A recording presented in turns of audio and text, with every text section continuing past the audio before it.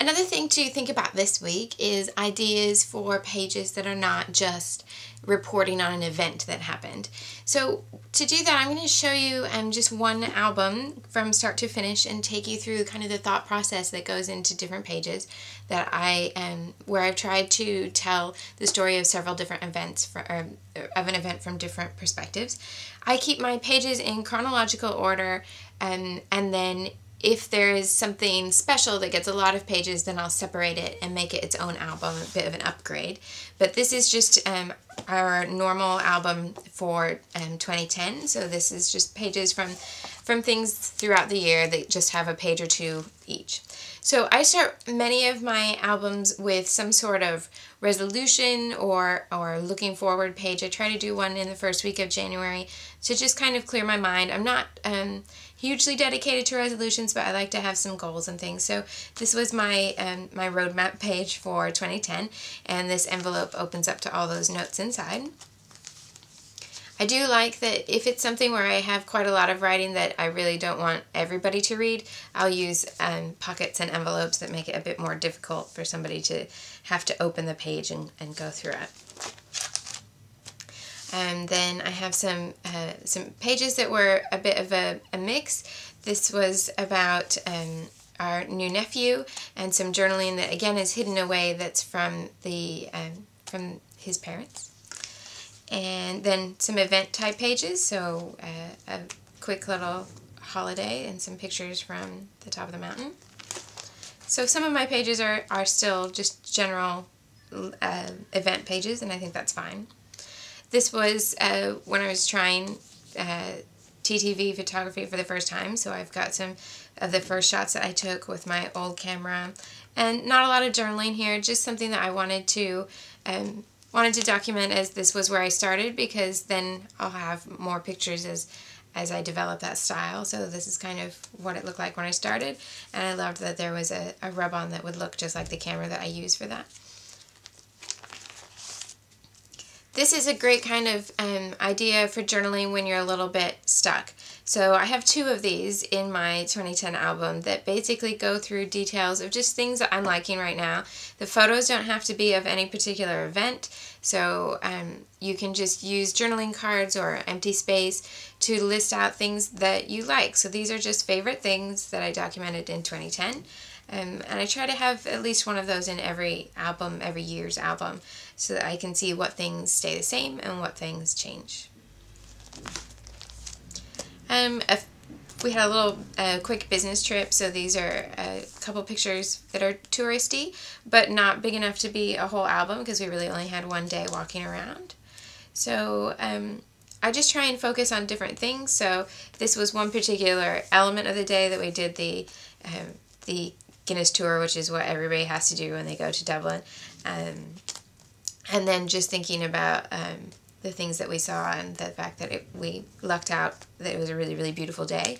Other elements of the trip weren't so lucky. That was also the time when the airports got closed for the volcano. So it was a little adventure coming home. So things like this, a couple pictures from a night out. So that was at a concert. See, so some of them are very standard event pages. That's fine. This is something that I wanted to make sure I got in my albums, and it's become a bit of an annual thing now. I really, really love the week in London when the cherry blossoms are out, and I spend as much time that week as I can in the park when they're at their peak, when it's all pink and beautiful. And so I take pictures of the same trees every year and then write about what I might be sitting in the park thinking about or working on, so that I can see what happens that particular week every year, which I think is nice to have in comparison. And here's another of that same idea of favorite things. This was for it's just slightly later in the year, but just 10 different things that I liked to write then.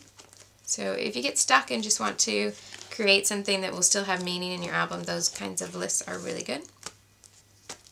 You can see I'm getting a little bit more with the TTV, and this time wanted to document the seasons. And if you haven't taken pictures of the surrounding area, like your garden or your neighborhood, in different seasons of the year, I think that's a really lovely addition to your album. So then that was a bit of spring, and now we're into summer and taking pictures of the insects and things as the flowers are in full bloom.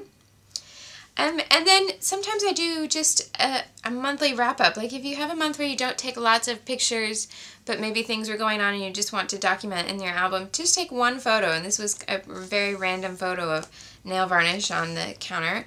And then journaled about the things that I did in the month previous, just to kind of get a little bit of a time frame into the album so that you can see what's going on. Really, really simple journaling to just say, okay, wait a minute, what have I done in the last 30 days? Really, sometimes I like to take pictures of things that you see every day in your neighborhood. So there's a pond across the street from our house, and the birds that live there change all the time. So I tend to take photos there very, very, very frequently. And instead of just always writing about the geese, decided to write a little bit about just a list of things I really love about our neighborhood.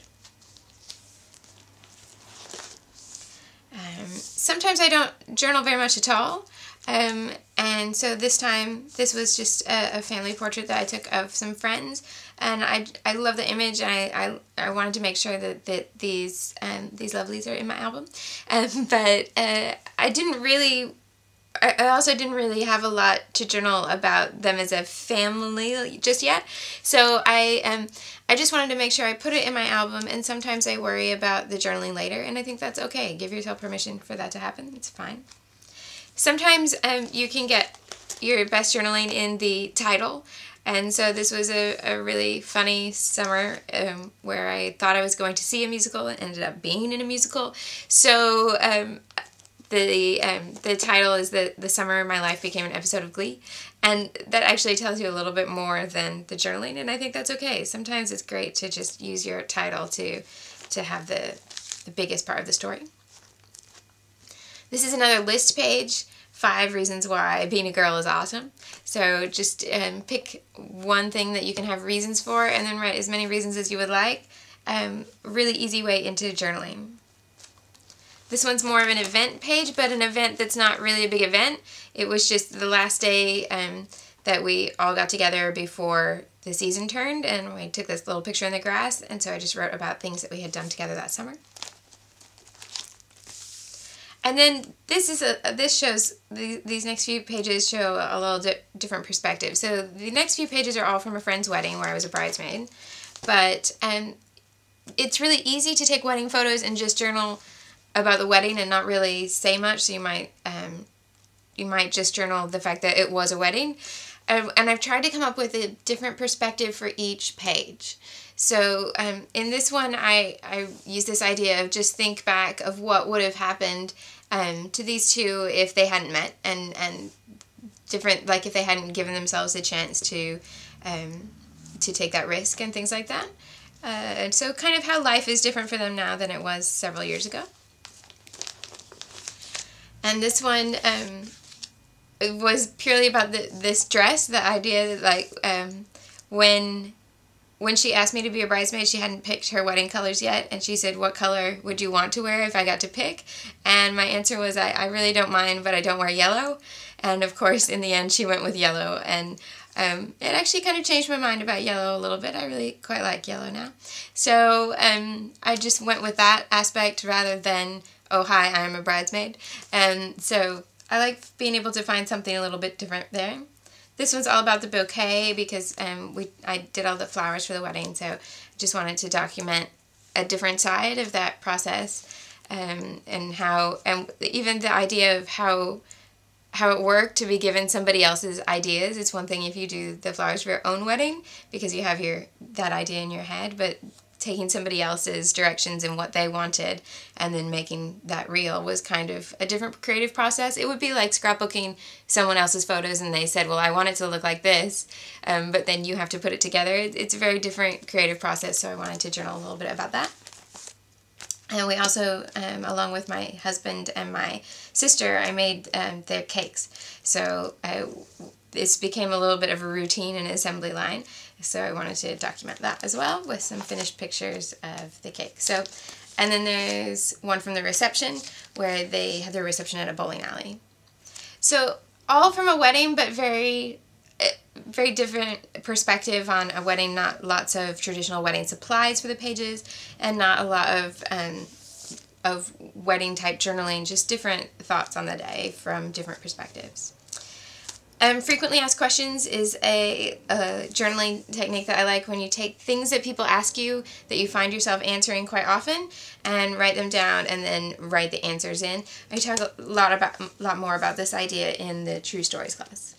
With a week full of observations, it may be that you have a long list of pages you're ready to create, or you may have many random thoughts and nothing quite formed into a list of page ideas.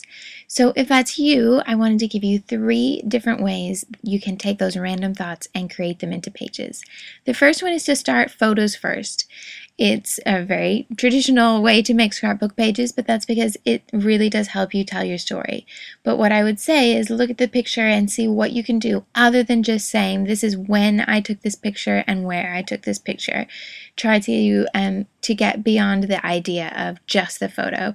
So take a picture and tell a story that's behind that. Like in this picture, I told the story of the girls that were in the photos, or here I made the layout first and then went back and added more journaling to tell the story of kind of that stage in my life.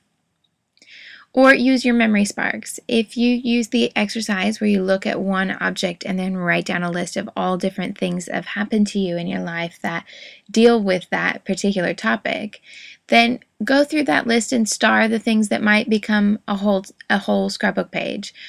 You can then use photos that you take from other days and just try and apply a photo that will work. So you can get a different idea for writing about those pictures than you would have if you started with the photo first. And the third thing is to focus on one detail of an event. Rather than create an event page that's very themed to that event, like a wedding, then look for one little detail.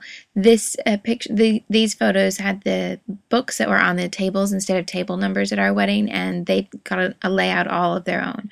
Or just one little aspect of a day, like this chicken that decided it wanted to join a party instead of going into the chicken coop, or a journey on a train. One little detail instead of the entire element. Each of those 3 ways to make scrapbook pages or come up with a topic for a page will work differently for you on different days, so just take one that feels right for today and give it a try, and you've always got the forum to discuss any ideas. See you next week.